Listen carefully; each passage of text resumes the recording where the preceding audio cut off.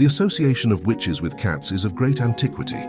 In the legends of Greece and Rome, we are told of a woman who had been changed into a cat, being chosen as priestess by Hecate, the goddess of sorcery and magic power, and of Hecate herself, when the gods were forced to hide themselves in animals, taking refuge in the shape of a cat.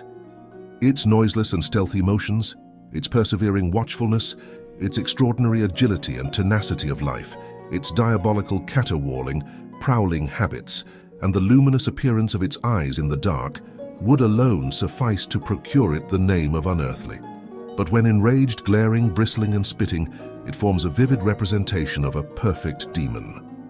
In the Highlands, it was not, as in the witchcraft of the 16th and 17th centuries, looked upon as the familiar or attendant imp of the witch, but merely as an animal whose form witches frequently assumed.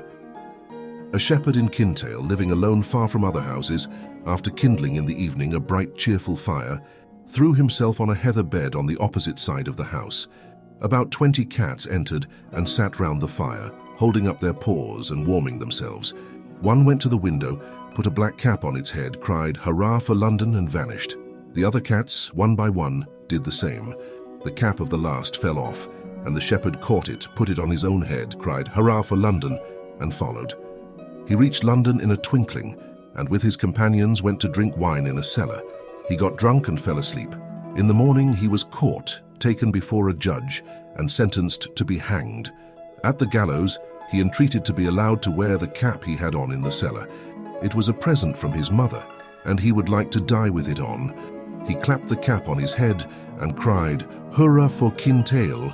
He disappeared with the noose about his neck, and his friends in Kintail, having by this time missed him, and being assembled in the bothy prior to searching the hills, were much surprised at his strange appearance.